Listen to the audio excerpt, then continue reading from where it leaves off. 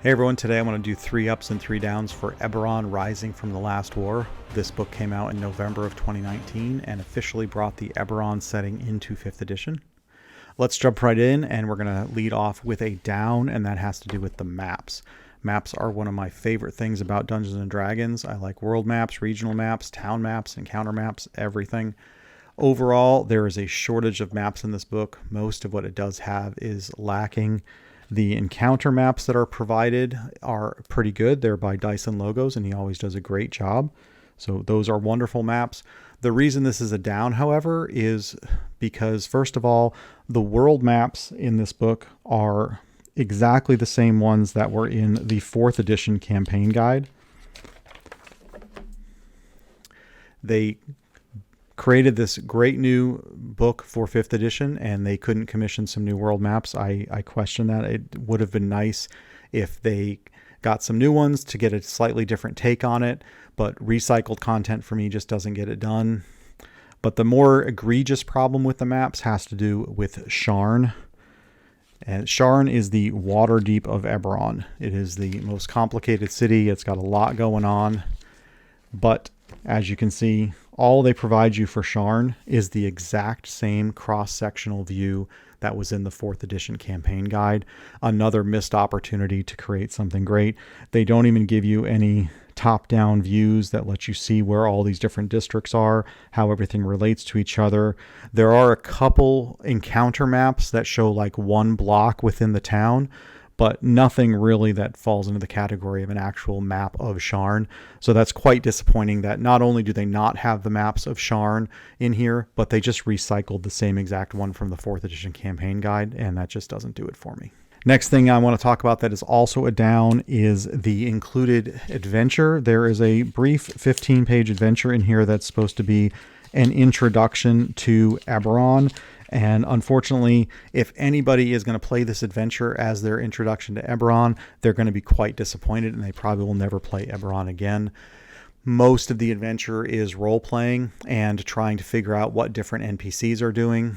Role-playing is fine. I have no problem with that, but where's the action? If you think of Lost Mine of Phandelver, it covered all the pillars of D&D and got the characters hooked right away. This adventure is a lot of prep for the DM because it's a ton of role-playing, and it's a really slow burn for the players, so it just doesn't do it for me. I think they could have done a much better job putting together a short adventure to really get people hooked on the things that make Eberron so great. Then we're going to move to an up, and that is the size of this book. I will give them credit that this book is 320 pages long, so there is a ton of content in here. It is in-depth information about characters and the nations and how to build adventures.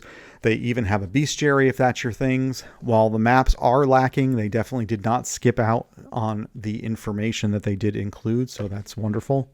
And that is going to lead me to another down, which is that bestiary that I just mentioned. And you know that I am not a fan of bestiary, so I have a very high bar to clear when someone is going to include a bestiary.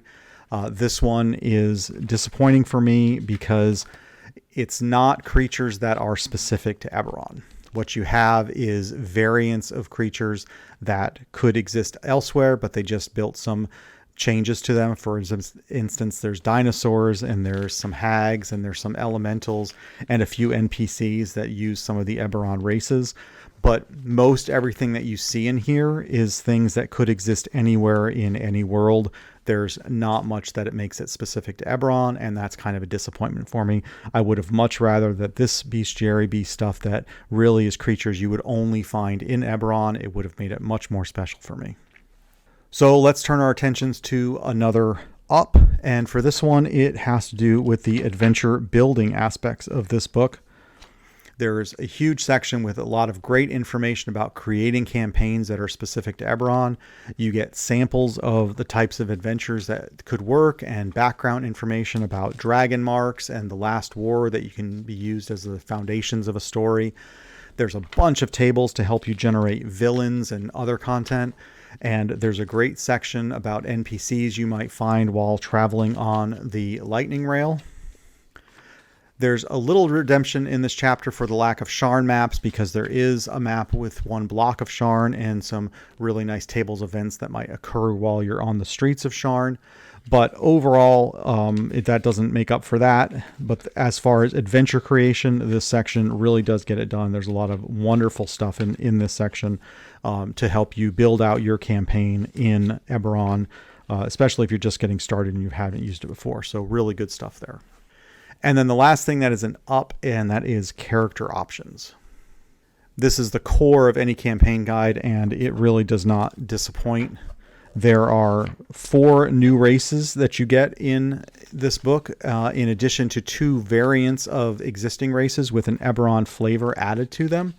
Each has a full set of traits and abilities along with backgrounds to help flesh out the characters.